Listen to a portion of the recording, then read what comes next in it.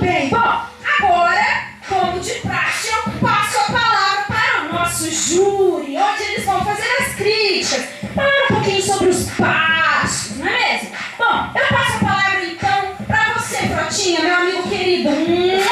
E aí, minha querida, tudo bem? Tudo Gostaria de jóia. mandar um beijo pra casa dos artistas, Um né? grande beijo para casa dos artistas. Minha amiga. Mas eu não vou começar falando, não.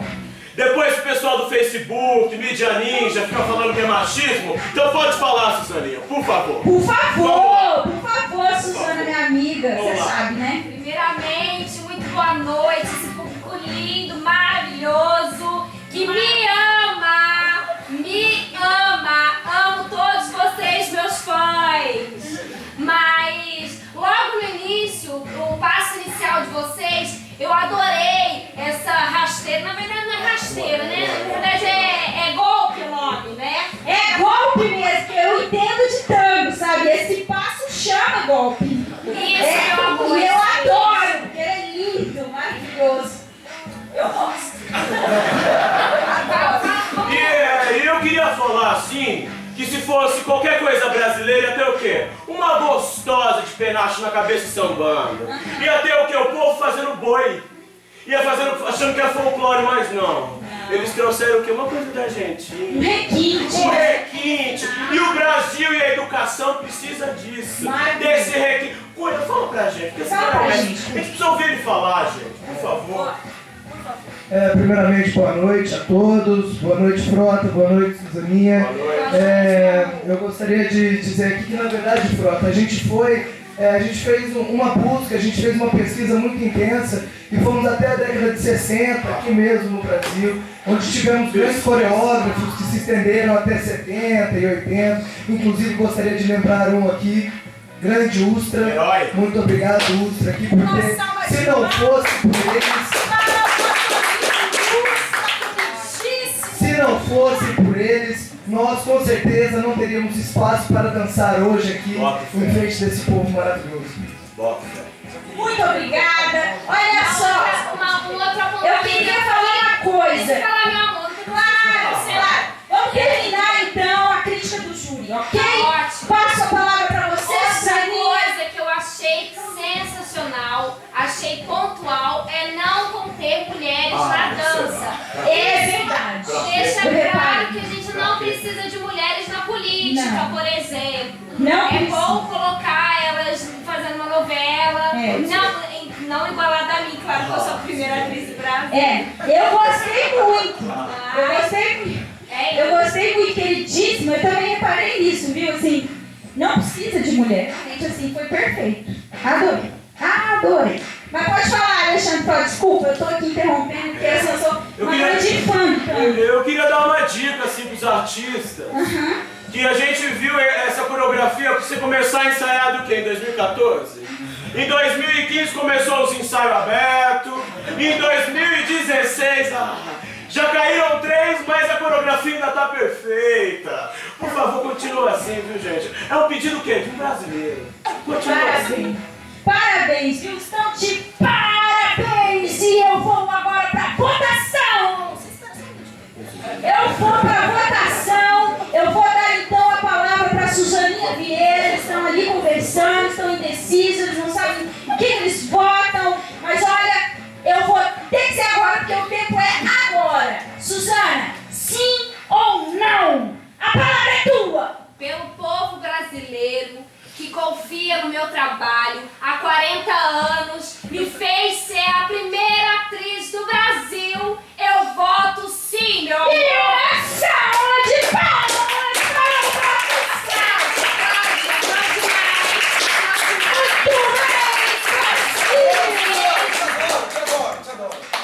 E agora eu passo a palavra para Alexandre Frota, nosso amigo maravilhoso. Olha só, eu passo a palavra para o nosso amigo Frotinha, meu querido. A palavra é tua, me diga sim ou não. Depois a gente troca uma ideia, viu, Jack Show? Eu queria dedicar esse meu voto à educação brasileira, que é onde que eu vejo futuro nesse país. E o meu voto é sim! Sim! Eu voto nos dois! E uma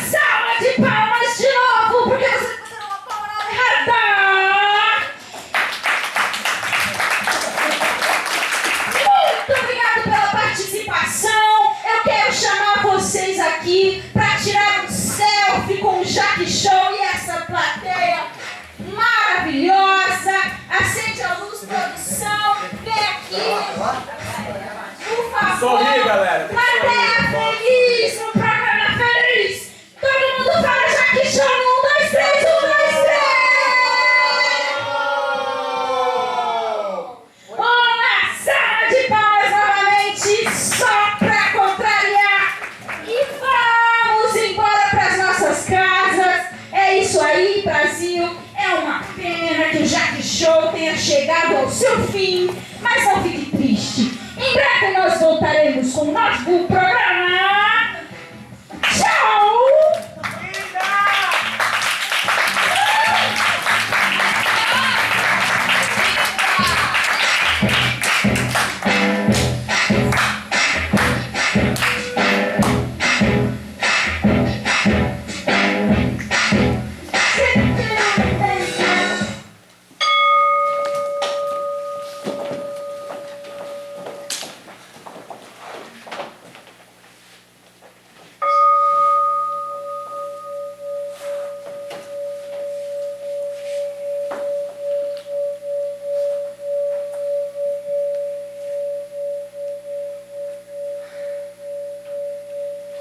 Junho de 1992 foi o ano em que eu nasci, o mês que eu nasci. E foi quando aconteceu o primeiro congresso internacional sobre meio ambiente e sustentabilidade. É conhecida a Eco 92. Foi lá que 108 representantes de países diferentes se reuniram para decidir quais atitudes seriam tomadas em relação à degradação ambiental.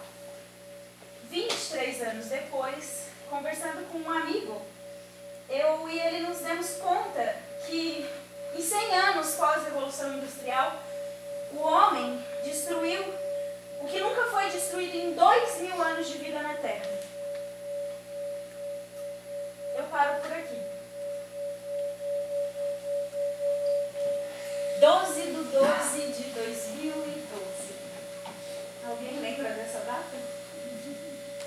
Alguém? Foi o fim do mundo, gente. Bom, pelo menos foi o que eu fiquei sabendo. E foi o que várias pessoas temeram que acontecesse.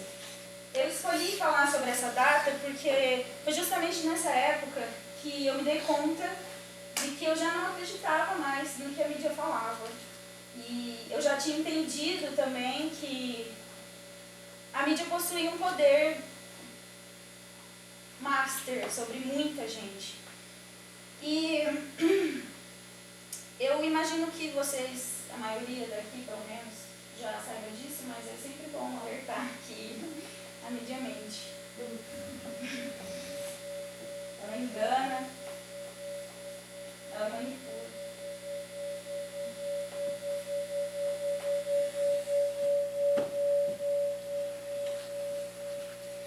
O que acontece hoje, que na minha opinião vai ficar marcado para a história da humanidade, é a relação do homem sobre os outros animais que vivem na Terra. A relação de exploração, mais especificamente. Eu estou falando de especismo. E para explicar o termo, eu vou fazer uma comparação do Joaquim Duell. Assim como o racismo viola o princípio de igualdade entre as raças, dando maior valor aos interesses de determinada raça, os sexistas violam o princípio de igualdade entre os sexos, dando maior valor aos interesses de determinado sexo, e dessa mesma forma, os especistas violam o princípio de igualdade entre as espécies e dão maior valor aos interesses de uma determinada espécie. Qual espécie é essa? É a nossa, nós humanos. A gente faz isso com indústrias de animais para roupagem, alimentação, estimação, entretenimento e pesquisa. Eu não sei porquê, tenho a sensação de que um dia isso vai ser visto como algo tão incabível quanto hoje a gente olha para a escravidão.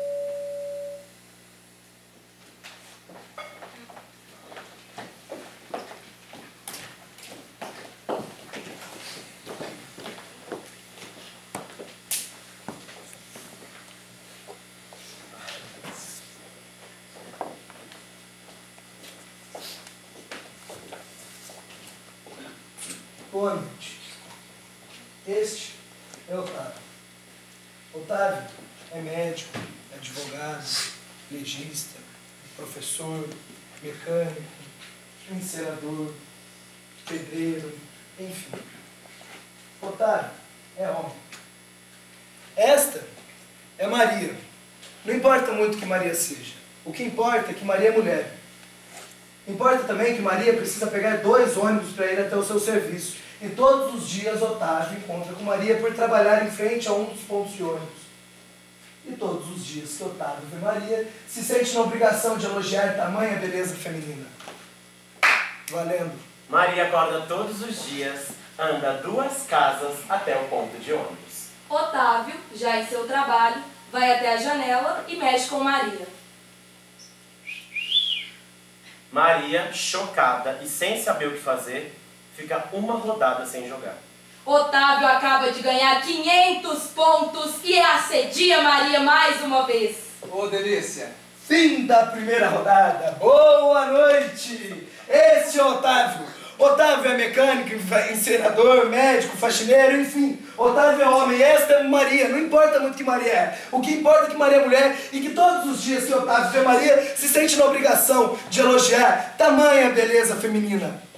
Valendo. Maria acorda todos os dias, anda 2 casas até o ponto de ônibus. Otávio, já em seu trabalho, vai até a janela e chama Maria. Maria, chocada, fica uma rodada sem jogar. Otávio ganha 500 pontos, avança 2 casas, vai até a porta e puxa Maria pelo braço. Maria, chocada, volta ao início do jogo. Otávio ganha mais 1000 pontos e puxa Maria pelo braço mais uma vez, insatisfeito. Fim da segunda rodada. Boa noite, respeitável público. Bem-vindos ao Jogo da Vida. Este é Otávio, esta é Maria. Otávio é homem, Maria é mulher. Valendo! Maria acorda todos os dias, anda 2 casas, vai até o ponto de Otávio, em seu ônibus. trabalho, vai até a janela e chama Maria, chocada, fica uma rodada sem jogar. Otávio vai até a porta e puxa Maria pelo Maria, braço. volta ao início do jogo. Otávio ganha 2000 pontos e agarra Maria. Maria começa a gritar. Otávio agarra Maria. Maria, todos os dias sofre isso. Fim da terceira rodada.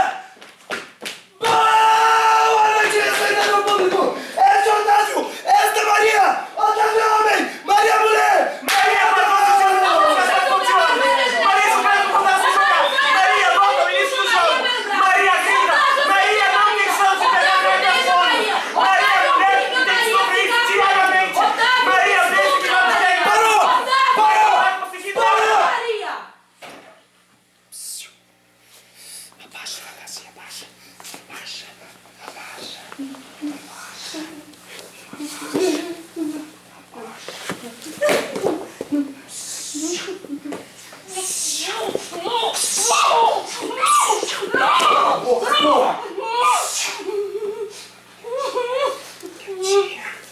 Vai ser rapidinho.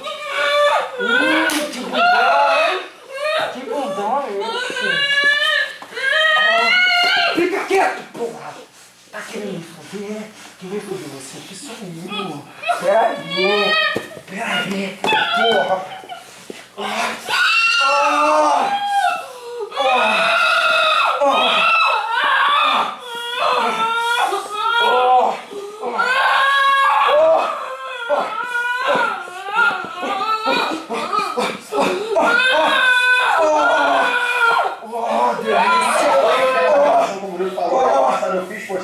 Se eu não fiz a redação também para poder ler para vocês. Querem ouvir, galera? Então vamos lá. A redação, como eu disse, era a persistência da violência contra a mulher na sociedade brasileira. Eis a redação. A mulher brasileira sofreu muita violência em 2015. Veja, por exemplo, Beth Correia, que foi nocauteada por Ronda House em 34 segundos. Realmente foi muita violência. Mas por que o Brasil é um país que insiste em ser violento? Em minha própria opinião, é culpa da mídia, que tanto divulga o slogan "Sou brasileiro e não desisto nunca".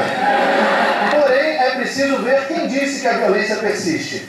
Porque eu não sou de acreditar em tudo que me dizem. Entre parênteses, não esperava por essa, né, nem? Eu já li que a cada 12 segundos uma mulher sofre violência no Brasil. Mas estou escrevendo a redação há 30 e não vi nenhuma apanhando. Portanto, é importante se questionar de tudo. A violência realmente persiste? A mulher brasileira sofre? Café no coador é mais forte? Entre parênteses, essa foi para descontrair. Mas voltando à pesquisa. Brigas de travesti entram em violência contra a mulher? Porque alguns travestis são mais femininos e gostosos que algumas mulheres. Não que eu já tenha comido algum. Também é preciso ver quem fez a pesquisa. Como saber se um sangue é de violência ou ciclo menstrual? Afinal, o sangue que sai do corpo é o mesmo, não importa o buraco. Se você vocês não sabem, sangue não tem marca de etiqueta. E para finalizar, também não é toda mulher que sofre violência. Veja o exemplo de Elise Matsunaga. Ela cateou o marido e depois fez algo terrível. Jogou ele na cidade de Cotia. Você já foi para Cotia? Nem fez aí. Ouvi dizer que joga um pedaço de corpo nessa cidade.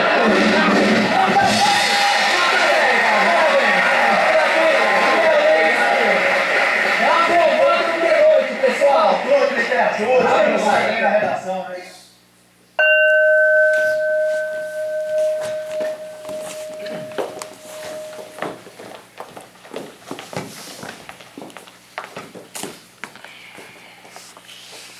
Em 1994, o Brasil ganhou a Copa do Mundo depois de 24 anos. É tetra! Romário marcou 5 gols, saindo como mais um craque do futebol brasileiro. Diego Maradona foi barrado no antidoping por uso de efedrina. O zagueiro colombiano Andrés Escobar foi assassinado após ter feito um gol contra. A Copa do Mundo é o evento em que enfim nos unimos. É quando são gastos bilhões de dólares, que não é com educação, nem moradia e nem saúde. É só com o espetáculo do futebol. Fanatismo é um sentimento de admiração cega e obstinada por algo ou alguém.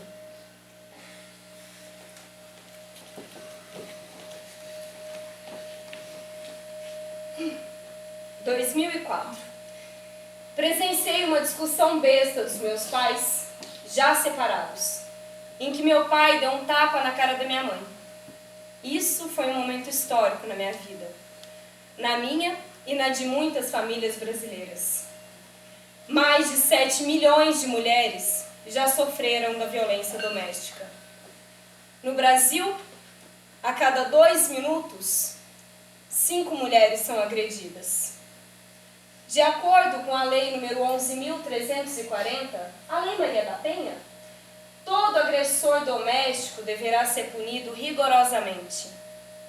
Mas isso é só agressão física.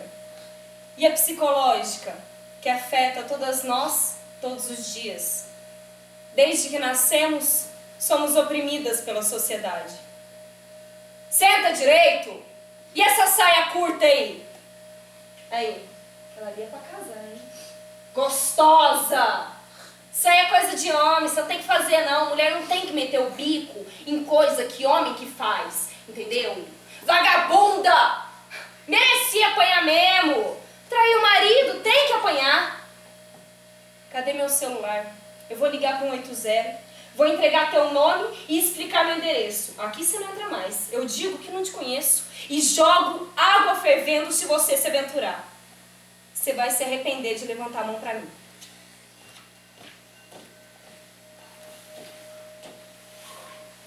Em 2016, uma menina com 16 anos é estuprada por mais de 30 homens.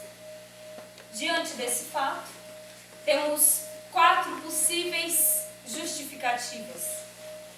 Ela estava com uma roupa muito curta ou sensual demais. Ela estava sozinha tarde da noite pela rua. Ela provocou. E a cultura do estupro, enraizada em nós, faz com que a vítima seja culpada. Para quem não sabe, qualquer prática sexual sem o consentimento de uma das partes, envolvendo ou não penetração, e mediante ameaça ou violência de qualquer natureza, configura estupro. Em 2011, foram notificados ao Ministério da Saúde 12.087 casos de estupro. Num período de 30 anos, 217,6% foi o aumento de assassinatos a mulheres. E aí eu te pergunto, o que é mulher para você? Será que o feminismo é realmente só frescura? Ninguém toca no meu corpo sem o meu consentimento. Eu ando pela rua na hora que eu quiser, uso a roupa que eu bem entender e dou para quem eu quiser também. E aí se não me fizer gozar.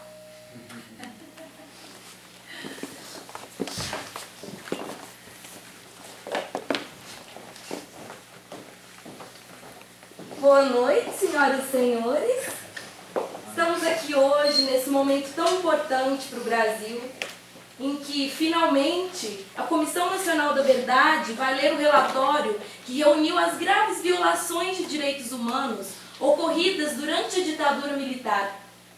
E, primeiramente, para deixar claro, eu gostaria de esclarecer que a comissão foi criada em 2011 e instituída oficialmente somente em 2012, que foi quando nós começamos nossa árdua pesquisa, que contou com entrevistas de testemunhas, de vítimas do regime, familiares de mortos e desaparecidos.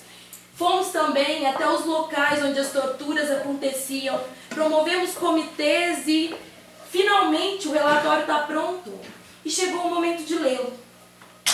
Eu gostaria de começar com a comprovação das graves violações de direitos humanos. E eu gostaria muito da atenção de todos, que a Comissão Nacional da Verdade pode documentar a ocorrência de graves violações de direitos humanos entre 1946 e 1988, período assinalado pela sua investigação, notadamente durante a ditadura militar, que se estendeu de 1964 a 1985. E no âmbito desses quadros de graves violações de direitos humanos, a Comissão Nacional da Verdade teve a condição de afirmar 434 mortes. O que está acontecendo? Que barulho é esse, gente? Vamos colocar aqui, ó, todo mundo atento para a pauta. Ó, 434 mortes e desaparecimentos de vítimas do regime militar, que se encontram identificados de forma individualizada e foram 3 desaparecidos.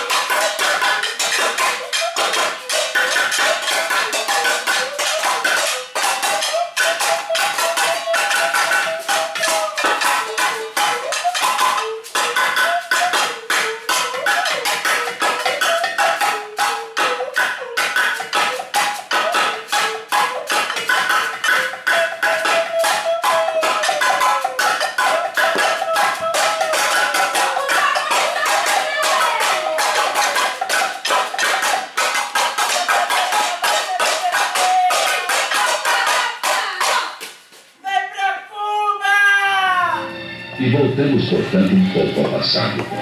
Sem ódios nem rancores, apenas para comparar.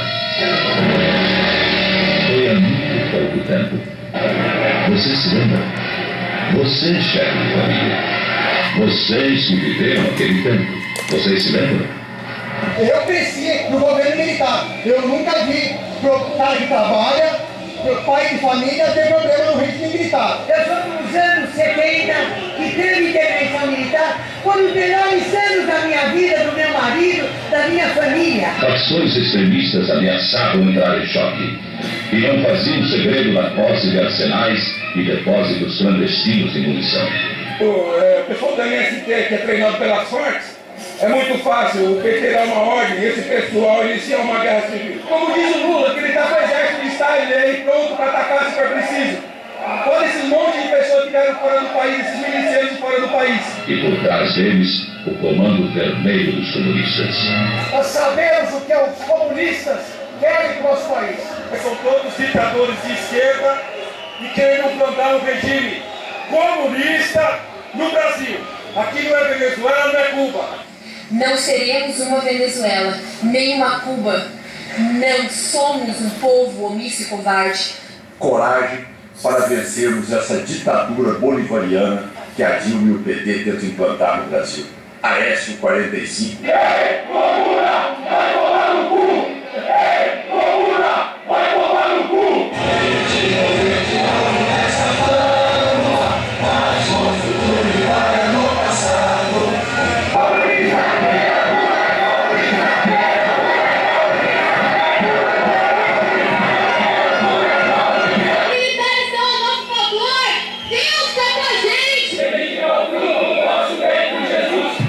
Você gostaria de voltar àqueles tempos?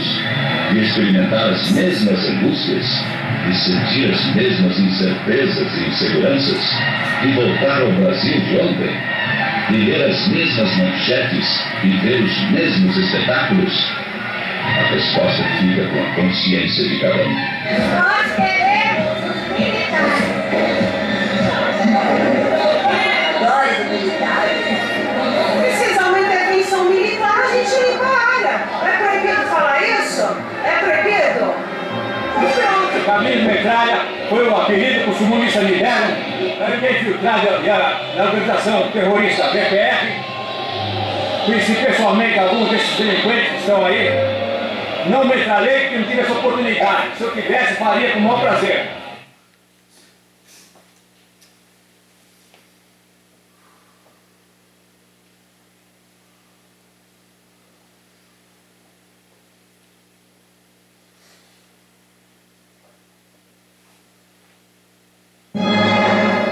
Este é o Brasil cuja história começamos agora a terminar.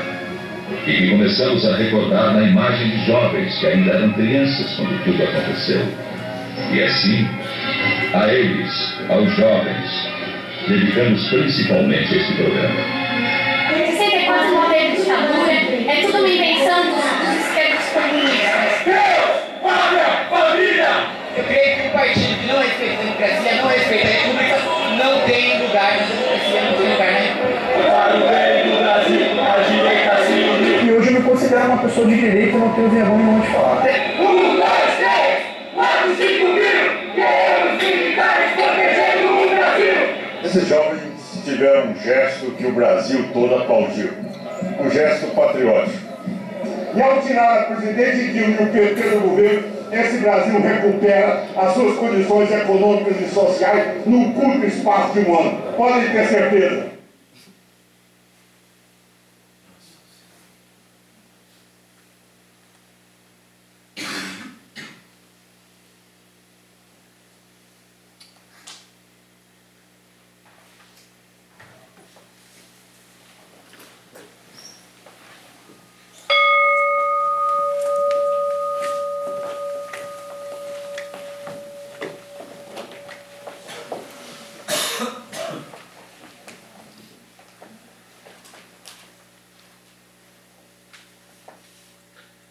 Eu nasci no ano em que chegava ao fim a Guerra do Vietnã. Mas isso não quer dizer que foi um ano bom. Aqui no Brasil, o diretor de jornalismo da TV Cultura, Vladimir Herzog, foi encontrado suicidado num doicode em São Paulo. No ano em que eu nasci, eu tinha 2 tios e 2 tias exilados do país por conta de suas atividades políticas. Um ano antes de eu nascer, eu tive um tio torturado durante 7 meses numa delegacia em São Luís do Maranhão. Como eles, milhares de outros desaparecidos, torturados, mortos. O ano era 1975 e o presidente chamava-se Ernesto. Como eu. 11 anos antes, quando a ditadura militar se instaurou no país, o principal argumento utilizado para tirar João Goulart era de que ele era chefe de um governo comunista e corrupto.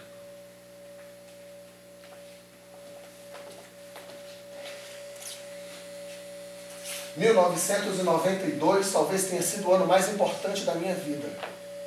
Eu era presidente da União Municipal dos Estudantes Secundaristas de Goiânia e acompanhei o Fora Collor em todos os seus momentos. Há quem diga que se o impeachment da Dilma foi um golpe, o do Collor também tem que ter sido. Não há nada mais errado do que isso. O que define um golpe não é a simples tirada de uma presidente para a colocação de outra. O que define um golpe é se essa retirada serviu para instaurar ou para barrar o ataque aos direitos sociais, econômicos, políticos e culturais de toda a população. Nesse sentido, eu tenho orgulho de fazer parte de uma geração de jovens que ajudou a derrubar um presidente da República.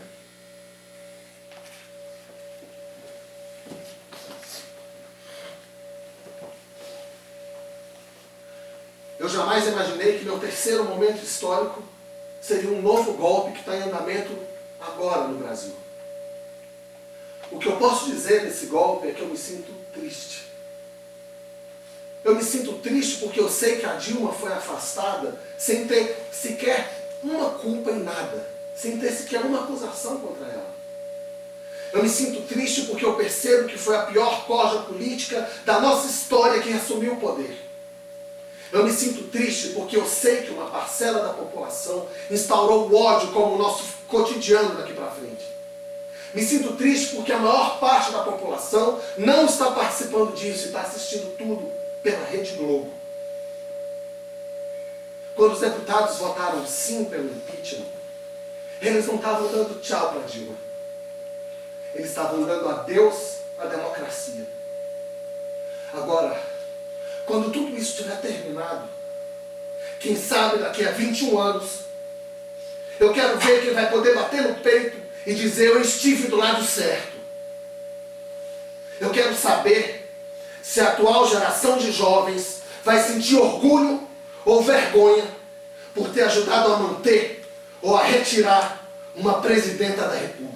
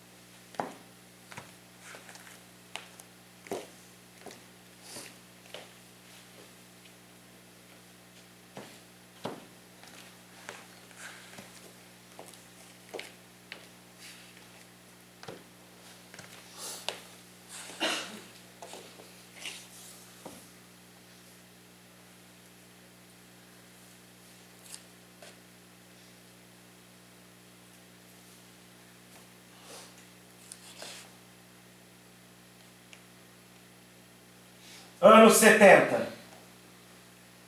Mãos firmes a revistavam. Abaixa a calça, abre as pernas, levante o cabelo, abre a boca. Tudo numa agilidade troglodita e sem pausa.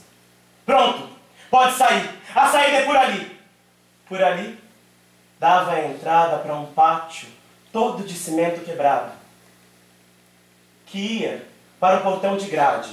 Ela, pequena que era, tudo aquilo era como se fosse um monumento. Janelinhas gradeadas e homens acenando. Ela dançava, 2 para lá, 2 pra cá. Até que chegou num prédio onde a escuridão do lado de dentro lembrava os medos de dormir. Homens fardados interrompiam a entrada de um dos prédios, mas ela, pequena que era, se enfiou no meio das pernas e lá vinha ele. Um homem baixo, loiro, músculos fortes, aquele sorriso conhecido, olhos que fitavam saudade. Ela já não era feliz por tentar entender. Pai, o que era aquilo? Por que aqueles homens prenderam seus braços? Aquilo são algemas e serve para que não possamos fugir. E o senhor quer fugir? Não, mas eles pensam que sim. Pai, aprendi um passo novo. Quer ver? Aposto que não sabe fazer. Dança comigo. Gostou? Ela nem percebeu que das janelas gradeadas as mãozinhas lançavam colares e pulseiras. São pra mim? Sim! Dance mais, pequena bailarina!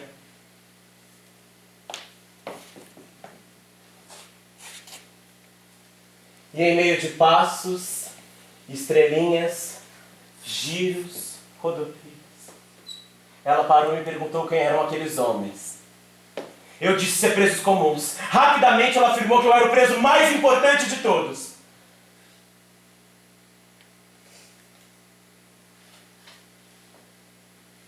Pai, já sei por que tá preso. E nem preciso crescer tanto. Tá preso porque sonha bonito. E quiseram trancar seus sonhos assim. Mas isso não é roubo. Eu tenho um pai, passarinho poeta preso, mas não conta pra ninguém. O quê? Que ele tem asas. Quando você for embora, vá pela Avenida Tiradentes. Conte 3 janelinhas de baixo para cima do prédio da direita. E eu estarei lá, acenando uma toalha branca. Pense que é um pássaro que pousará no seu ombro.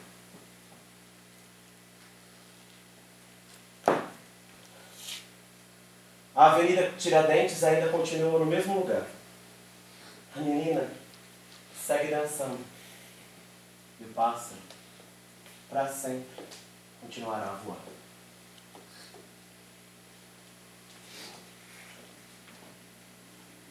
O homem bateu em minha porta e eu abri. Senhoras e senhores, põe a mão no chão. Senhoras e senhores, pule de um pé só. Senhoras e senhores, dá uma rodadinha e vá pro olho da rua.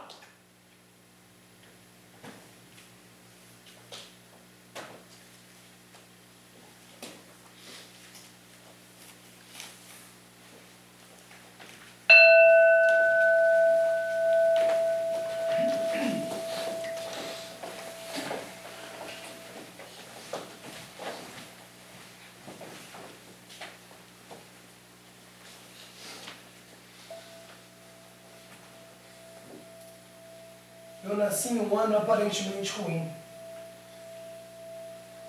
95 começou com a faixa da presidência da República cruzada pela primeira vez no peito de Fernando Henrique Cardoso. Vitória Tucano. O país está uma merda e a culpa é de quem? Quem perguntou isso foi uma galerinha chapada de maconha lá no Rio de Janeiro, que lançava o seu primeiro álbum, Usuário. Quem conectou o morro ao asfalto foi o Planet Hemp, que queimando tudo até a última ponta, botou fogo na discussão sobre a legalização da maconha e no baseado. Eu tinha 6 anos. E como a maioria da molecada de 6 anos, na época que eu tinha 6 anos, eu assistia Dragon Ball Z todas as manhãs. Não perdia um. E eu assistia porque eu esperava minha mãe me levar pra escola e tal. E daí, cara, tinha um dia especial, que era o dia que assim, a molecada já tava em transe, tava todo mundo comentando na escola, tá ligado? No colégio, pá. Era o dia que o Goku ia virar o Super Saiyajin 3. E daí, mano, o bagulho tava louco. A galera acompanhando, todo mundo vidrado na TV, e eu lá torcendo, e o Goku já tava concentrado, pá. Aquela tensão, e de repente, pã!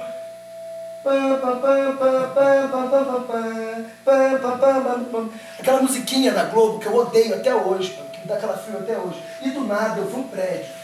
E nesse prédio eu vi um avião batendo, um monte de fogo saindo, e outro prédio, outro avião, e mais fogo, a galera gritando: mãe, mãe, mãe! O que tá acontecendo? Cadê o Goku? E daí ela me explicou que aquilo era um atentado terrorista. Até hoje eu não sei o que é um atentado terrorista. O que eu sei é que na época eu fiquei com medo do Osama Bin Laden, aquela galera com turbante bárbaro. Hoje eu tenho medo dos Estados Unidos. Porque se eles enfiaram um avião no próprio prédio, e se eles enfiaram uma ditadura aqui no nosso chão, eles podem fazer o que quiserem. Não, firmeza, demorou.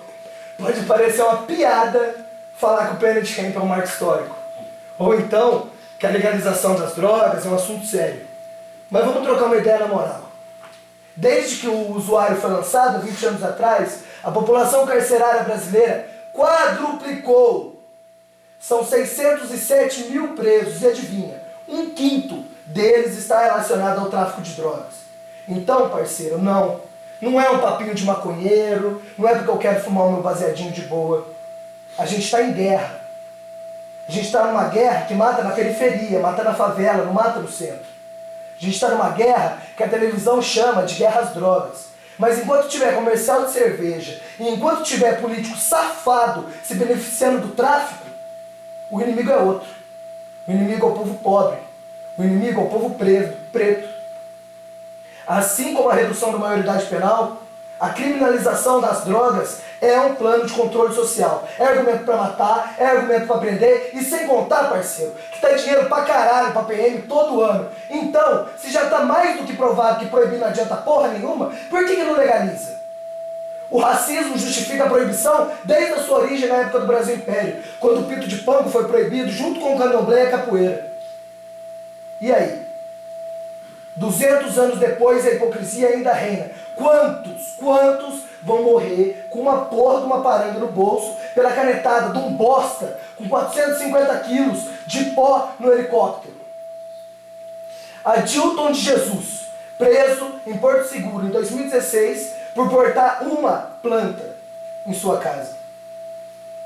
Gustavo Perrella, o dono do helicóptero de cocaína, nomeado ministro do esporte pelo atual governo Temer. O país está uma merda. E a culpa é de quem?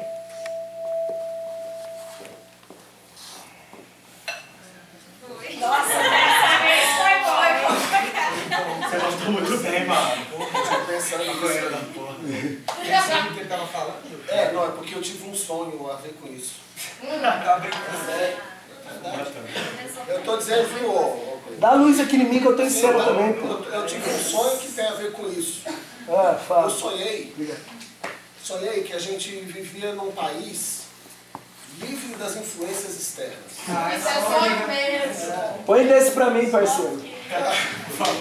Sonhei também que nesse país a justiça fosse uma prática diária, assim, sabe? Acontecesse todo dia. Sonhei também nesse país que todos nós fôssemos respeitados por aquilo que nós somos. É um sonho mesmo, cara. Quem dera eu. Só que eu acordei e percebi que esse sonho já vem sendo realizado. Ele já está acontecendo. É verdade. Como assim? Eu vou dar um exemplo para vocês. Fala no meio, fala. Vou dar um exemplo para vocês. Aquele pessoal que estava batendo panela há pouco tempo atrás, lá na Avenida Paulista, eles estão lutando por um Brasil livre das influências externas, como as de Cuba e da Venezuela. É verdade. Esse é só o lado, classe média, a média alta desse sonho que está se realizando.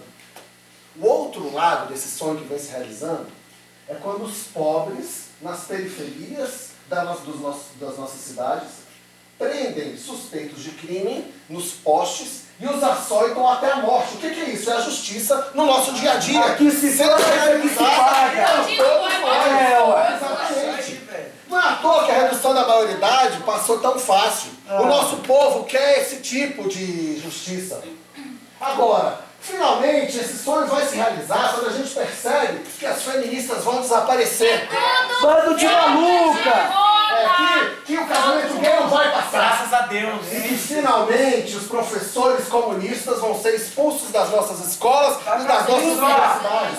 Venezuela, vai! E daqui a pouco vai chegar no governo federal. Me manda uma camiseta, por favor. Eu estou feliz com isso. Eu fico muito feliz porque eu percebo que o nosso sonho está chegando muito perto de se realizar. Eu percebo que cada um desses pontos faz parte de um grande e mesmo movimento. Esse movimento ainda é nascente no país e ele ainda não tem nome. Portanto, nós podemos chamá-lo provisoriamente de fascismo. Não, ótimo. É um ótimo. Você disse não. Soa bem. Basta que surja uma única grande liderança de direita verdadeiramente popular, capaz de juntar todos esses pontos sob uma mesma bandeira. E pronto. Nosso sonho terá sido realizado. E é por isso que eu me sinto feliz, porque eu percebo que ele está chegando muito perto. Eu percebo que nós estamos vencendo, que nós estamos voltando, e tenho certeza, a farsa pode ser muito pior do que a tragédia. Aí sim!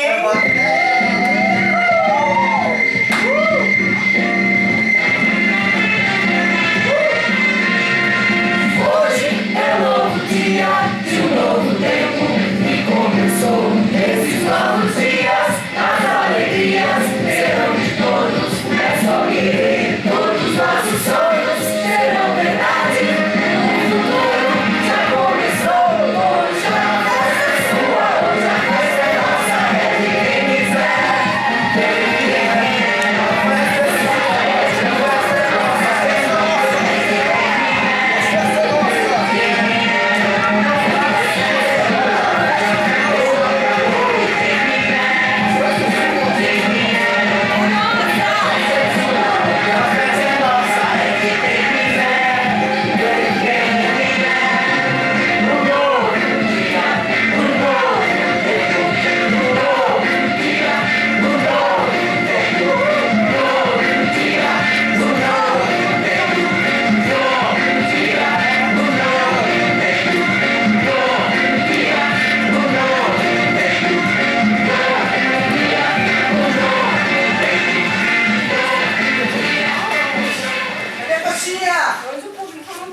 Eu não preciso de cesta básica, eu preciso de a cesta que a minha mãe comeu o fritou. Tem Xandão, né? Na rapadura. Xandão. Eu botava no Maluf. Eu morava em Higienópolis. Maluf, rouba, mas faz. Quer saber? Me preparando para viajar para Orlando, onde mora meu pai, a gente fica. Eu sou rica, bem-sucedida, muito bem de vida. E tentei ajudar vocês, miseráveis, imbecis, burros, que votaram na porra da Dilma para ser reeleita. Vocês são muito burros e vão depender de Bolsa Família e Bolsa Miséria pro resto da vida. Porque quanto maior o número de dependentes de Bolsa existir, maior o número de pobres. Vocês vão continuar na merda. Eu não, eu tenho condições de sair desse país, que vai virar Cuba, que vai virar uma ditadura. Vocês são burros e vão ficar na merda. Estragaram o Brasil. Merda de petistas!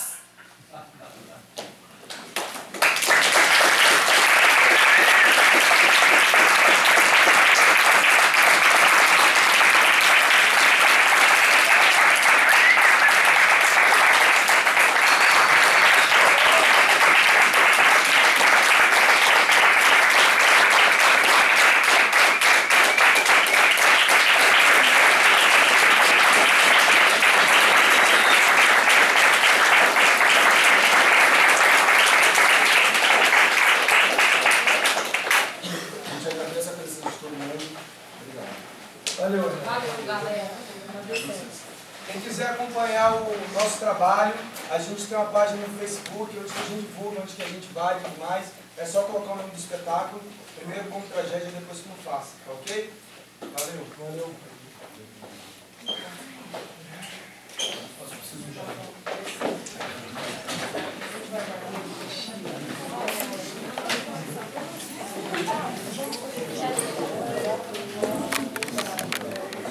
Gente, só cuidar com as luzes aí no chão, por favor. Obrigada, viu?